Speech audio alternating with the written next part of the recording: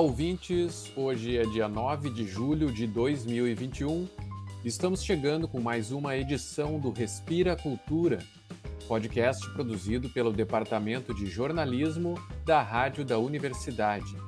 Vocês nos acompanham pelo blog da redação em urgs.br/destaquesrádio, pelo Lumina Podcasts e pelas principais plataformas. Eu sou André Grassi e hoje apresenta também o jornalista Pedro Palaoro. O filme quis dizer, eu sou o samba, a voz do morro rasgou a tela do cinema e começaram a se configurar visões das coisas grandes e pequenas. Olá, André e ouvintes.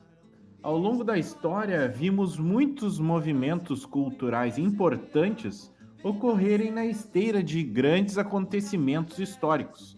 E é agora, com a atual conjuntura, que se retoma a história do movimento do cinema novo brasileiro, este ano completando 60 anos do seu surgimento. E é para debater aquele momento histórico e todas as redes que compunham aquele movimento do cinema novo que o professor e pesquisador Luciano Miranda, doutor em ciência política e mestre em comunicação aqui pela URGS, se debruçou sobre o tema para escrever Das Redes ao Estado, o capital político no cinema novo, obra que sai pela editora Diadorim. O Luciano começou nos falando um pouco de como foi desbravar esse tema, que já vem sendo tão estudado ao longo dos últimos anos. Muito já se falou a respeito do cinema novo, e inclusive quando nós visitamos a Cinemateca Brasileira e pesquisamos o que existe de indexado lá sobre o cinema novo, é realmente algo vasto, é algo que são pesquisas para vidas, né? No entanto, não é mais um livro sobre cinema novo, né? Porque esse nosso livro ele tem um diferencial que diz respeito, em especial, à abordagem, né? Nós nos valemos de uma concepção que se utiliza de uma abordagem que investiga as redes às quais fizeram parte os cinemanovistas, né? E essa perspectiva analítica, essa perspectiva teórica, ela possibilitou realizar um trabalho integrador, um trabalho de conjunto a respeito do tema, porque nós temos várias obras de qualidade a respeito do cinema novo, que, no entanto, tem uma abordagem limitada, parcelar, né, com foco em determinados aspectos, em determinadas características, em determinadas questões do cinema novo, e com essa concepção empregada a partir de uma teoria das redes sociais, eu consigo, neste livro, apresentar um entendimento de conjunto sobre esse fenômeno social que foi esse movimento nesse momento histórico do Brasil, que foi a década de 60. Né? Também é bastante significativo que este livro ele está sendo lançado no ano em que o cinema novo completa 60 anos. Né? Então, claro que, como eu disse, são pesquisas que têm mais de 20 anos, que vêm se desenvolvendo, né? Que iniciaram-se lá pelo final da década de 90 e vim pesquisando até 2020, né? No entanto, eu não gostaria que toda essa pesquisa se tornasse um livro de qualquer jeito. Para o Luciano, ficou bem claro o quanto o lançamento da obra no momento no qual se volta a debater autoritarismo nos permite refletir sobre as semelhanças entre os dois momentos históricos. E nós sabemos que o mercado editorial brasileiro está com uma crise muito profunda, muito decorrente da realidade econômica do país, da realidade política do país, e por uma daquelas felizes situações que se apresentam, surgiu um edital da Lei Aldir Blanc, a Lei Emergencial Aldir Blanc, que se adequou muito à proposta do livro. Eu inscrevi, então, o projeto do livro, o projeto de publicação, né, porque o texto estava praticamente pronto, e ele foi contemplado, então, nesse edital da Aldir Blanc, o que viabilizou essa publicação, que é uma publicação de muita qualidade, muito caprichada, que envolve toda uma equipe talentosíssima, pessoas premiadas na equipe, e então é uma felicidade muito grande ser contemplado no ano em que o Cinema Novo completa 60 anos, e que, por outro lado, numa conjuntura que apresenta uma série de correspondências estruturais em relação à conjuntura que aqueles cineastas vivenciaram nos anos 60 e 70. Porque, vejam só, lá nos anos 60 e 70, eles vinham de uma realidade política, econômica, social de ascenso no país, né? Havia uma expansão nesses setores da vida do país, e rapidamente começa a haver um processo de regressões ao golpe de 64, uma série de violências, crise política, crise econômica e assim por diante. Então, além desse aniversário de 60 anos, nós encontramos essas correspondências estruturais na conjuntura em que nós estamos vivendo hoje, e que, por meio do entendimento das relações estabelecidas por esses cineastas junto ao poder político, a vinculação desses cineastas a essas redes abordadas no livro, muito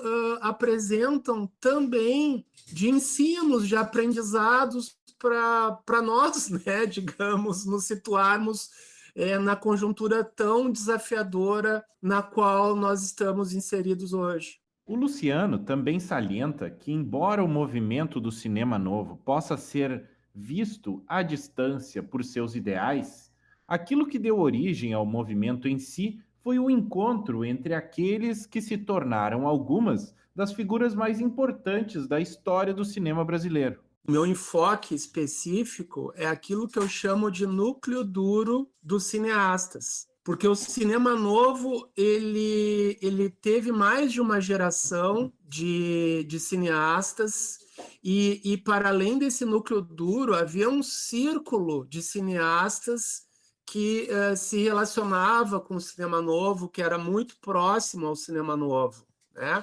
Então, assim, o meu foco prioritário é esse núcleo duro, que são 8 cineastas, né? É o Nelson Pereira dos Santos, é o Joaquim Pedro de Andrade, é o Leon Hirschman, é o Davi Neves, é o Glauber Rocha, é o Paulo César Sarraceni, é o Gustavo Dal, e quem foi que faltou aqui?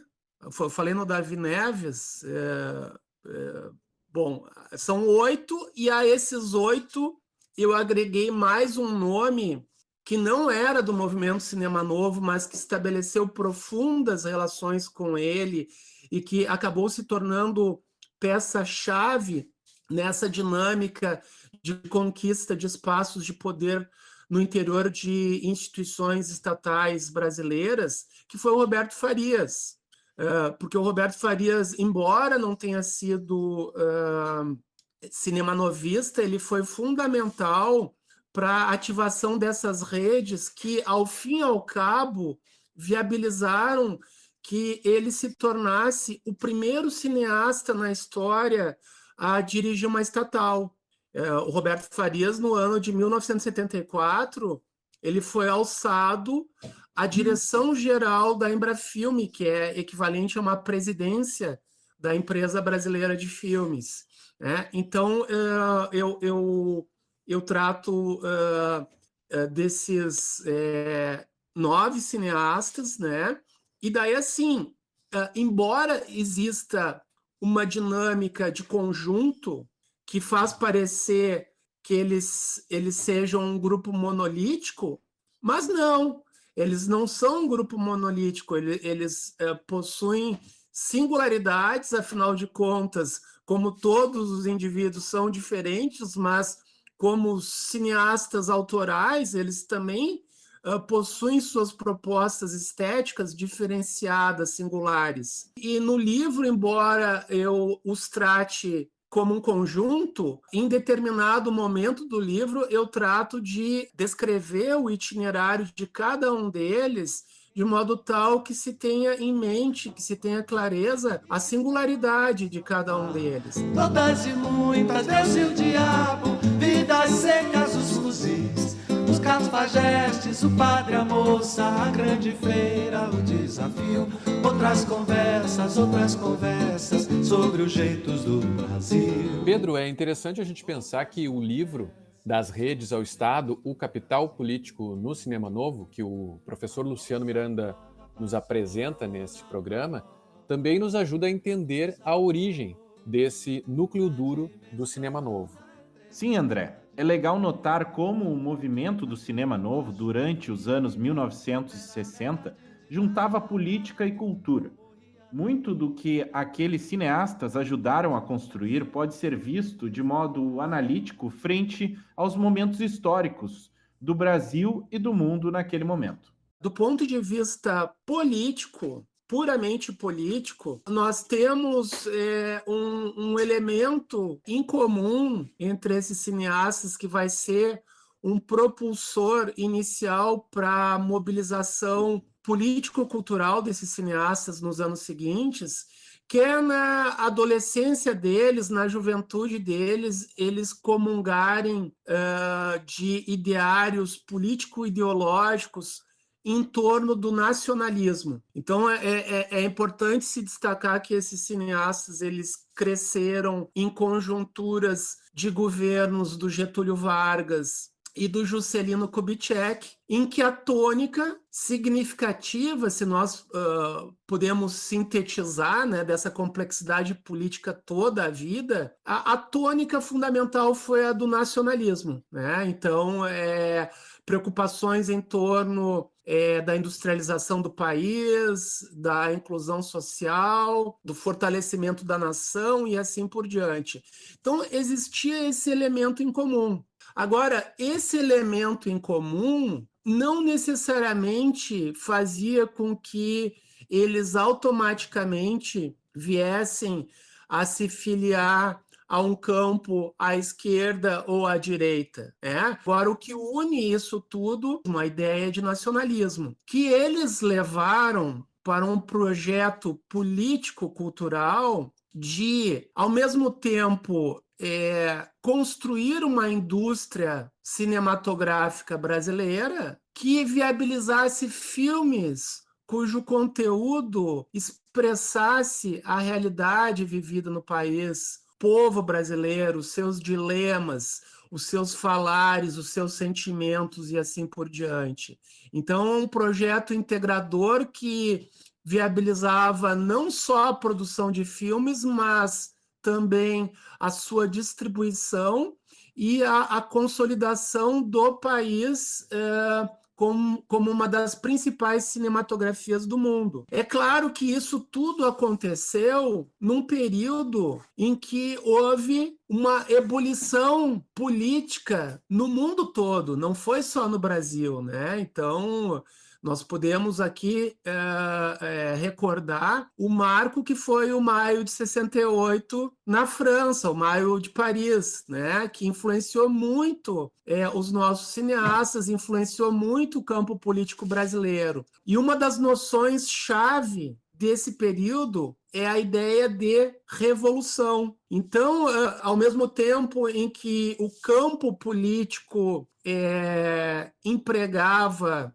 a palavra revolução, em especial para a conquista do Estado, e não era só a esquerda e a direita, né? Vejam só que o campo da esquerda, em geral, pensava em revolução para derrubar o sistema capitalista e viabilizar o comunismo, né? No entanto, a direita também se valia do vocábulo revolução para os seus movimentos, né? Não devemos esquecer que, embora o movimento de 1964 esteja assentado na nossa historiografia como golpe, né? Um golpe em 1964, aqueles que lideraram o golpe chamam o movimento de revolução, né?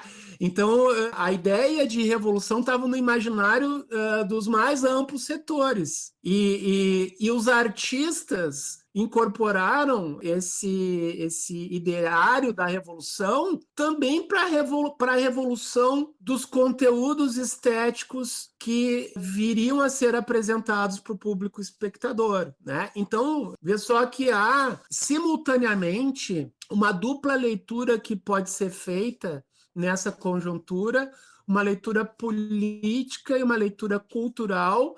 Dentre as grandes revoluções que o Cinema Novo promoveu no meio audiovisual nacional está a concepção de agências de fomento que pensassem o cinema dentro da institucionalização brasileira.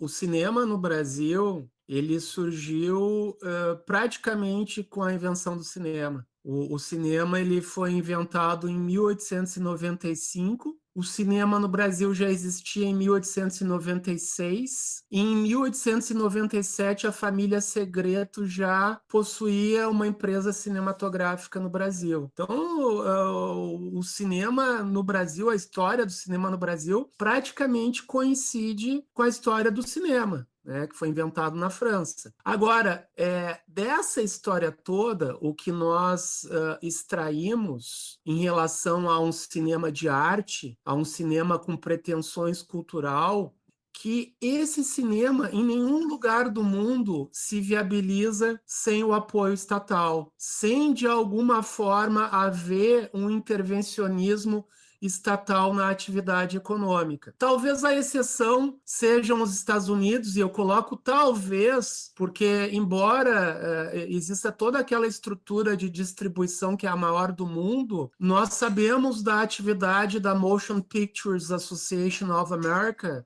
que é intimamente ligada à Casa Branca, justamente por o audiovisual ser o segundo produto na pauta de exportações dos Estados Unidos. Então eu coloco assim, eu relativizo o papel dos Estados Unidos nesse sentido, e talvez a Índia também não dependa de uma ascendência estatal. Afora esses dois países, todos os demais dependem para viabilizar um cinema de pretensões culturais do intervencionismo estatal. E no caso brasileiro, desde os primórdios do cinema, os produtores brasileiros, eles fizeram uma série de reivindicações junto ao Estado brasileiro, e o Estado brasileiro se colocou como árbitro dos diferentes interesses em conflito, porque vejam só que os interesses não são só dos produtores brasileiros. Existem empresas estrangeiras no mercado brasileiro, por exemplo, que têm seus interesses. Então, o Estado brasileiro se colocou ao longo da história como árbitro, e a partir dessa arbitragem, publicando leis, decretos que de alguma forma garantiam a produção de cinema no Brasil. Bom, o dado novo com essa geração de cineastas que vem a constituir o cinema novo é que eles não mais se satisfazem em reivindicar questões ao Estado brasileiro. Lá em meados dos anos 60, o Gustavo Dahl ele, que foi um dos cineastas do Núcleo Duro, esse que eu analiso, ele concebeu um projeto de cinema nacional cuja concepção no bojo traz aquilo que viria a ser, anos mais tarde, a Embrafilme. Então, é mais esse dado interessante que eles idealizaram a institucionalização do cinema brasileiro, né? Muito do que nós herdamos hoje da Ancine, que é a Agência Nacional de Cinema, é graças à pavimentação realizada pela Embrafilme e que, por sua vez, foi idealizada por esses cineastas. Meu nome é Orson Antônio Vieira, conselheiro de Pichote Super Outro.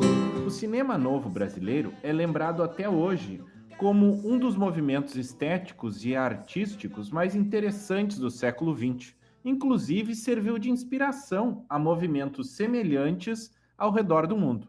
Aquilo que eles conceberam de um cinema que pudesse apresentar a fala do povo, a sua realidade, a sua vida, e de um modo tal que fosse contado de uma forma mais espontânea, com a câmera na mão, utilizando-se de luz natural e assim por diante. Essas concepções estéticas que valeram no período de vigência do cinema novo, que o cinema novo durou mais ou menos uma década, né? E daí ele implodiu justamente porque cada cineasta, do ponto de vista estético, queria buscar investir nas suas próprias experiências estéticas sem estarem atrelados a um determinado programa ou determinados princípios de expressão artística ou estética, né?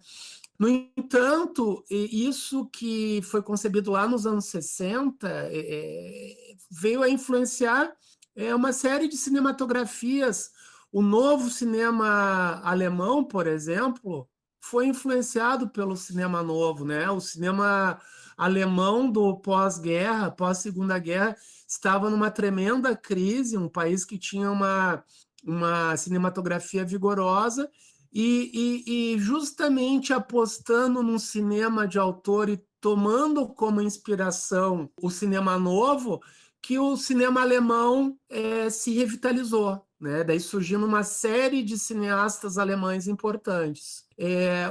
Outra cinematografia que teve influência do cinema novo foi a cinematografia do Dogma 95. E a brincadeira que se faz é que o cinema novo antecedeu o Dogma 95 sem ser dogmático, né? Porque o Dogma 95 ele assumiu aqueles princípios estéticos como se fossem dogmas, né? Então, veja só que as influências estão até hoje, tanto do ponto de vista, tanto na perspectiva da constituição de políticas públicas, como também na influência de um cinema autoral, né? A grande questão-chave é a ideia de cinema de autor, né? Que os cinemanovistas se inspiraram a partir do cinema autoral francês, sobretudo, né? No entanto, os próprios cinemanovistas, a partir de um determinado momento de sua história, optaram por seguir seus caminhos individuais, né? E nesse sentido, quando o cinema novo findou enquanto movimento, muitos foram criticados. O Cacá Diegues foi muito criticado por ter anunciado o fim do cinema novo, e ele criticou as chamadas patrulhas ideológicas à época. Isso aí foi lá em meados dos anos 70 que ele fez a crítica às patrulhas ideológicas, que justamente visavam manter uma concepção engessada, homogeneizada, uniformizada de cinema, que acabava conflitando com a própria ideia de autor, que é um sujeito livre, espontâneo, né, capaz de realizar a sua própria obra artística. Mataram um curisco, balearam um dadá. O sertão vai me amar, e uma E para o momento de leitura do programa de hoje, a gente traz um trecho de Uma Estética da Fome, apresentado por Glauber Rocha em 1965. Ele situava o cinema novo, então já existente, como antítese das produções cinematográficas que buscavam replicar a indústria hollywoodiana, como as da Atlântida e as da Companhia Veracruz, e os filmes que glorificavam a pobreza e apresentavam o primitivismo latino-americano como algo exótico. Segundo Glauber, ao contrário, o cinema novo existe junto com a luta por liberdade da América Latina e vinha sendo criticado por governos regionais e nacional por mostrar algo diferente das belezas tropicais e do exotismo. Segue então o trecho final do manifesto.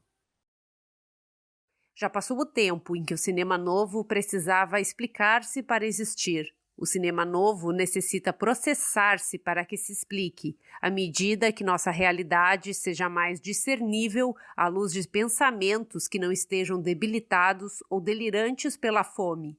O cinema novo não pode desenvolver-se efetivamente enquanto permanecer marginal ao processo econômico e cultural do continente latino-americano. Além do mais, porque o cinema novo é um fenômeno dos povos novos e não uma entidade privilegiada do Brasil. Onde houver um cineasta disposto a filmar a verdade e a enfrentar os padrões hipócritas e policialescos da censura intelectual, aí haverá um germe vivo do cinema novo. Onde houver um cineasta disposto a enfrentar o comercialismo, a exploração, a pornografia, o tecnicismo, aí haverá um germe do cinema novo. Onde houver um cineasta de qualquer idade ou de qualquer procedência, pronto a pôr seu cinema e sua profissão a serviço das causas importantes de seu tempo, aí haverá um germe do cinema novo. A definição é esta, e por esta definição o cinema novo se marginaliza da indústria, porque o compromisso do cinema industrial é com a mentira e com a exploração.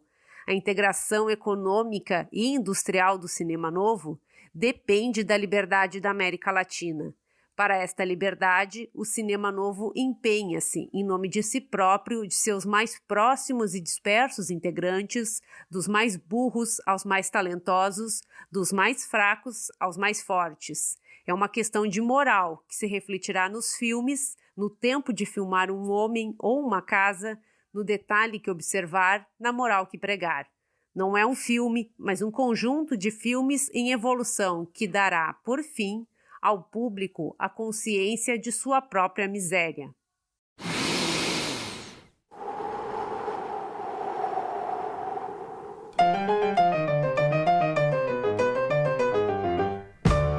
E assim, o Respira Cultura de hoje se despede por aqui. O programa teve a produção do Departamento de Jornalismo da Rádio da Universidade. A edição e a apresentação foram comigo, André Grassi, em parceria com Pedro Palaoro na reportagem e Mariane Quadros na leitura do manifesto Uma Estética da Fome. Na trilha sonora, a gente ouviu Caetano Veloso e Gilberto Gil com Cinema Novo e Sérgio Ricardo com um trecho da trilha sonora de Deus e o Diabo na Terra do Sol, de Glauber Rocha. E não esquece de seguir a Rádio da Universidade nas redes sociais para não perder nenhum conteúdo. A gente volta na próxima sexta-feira pela manhã. Até lá!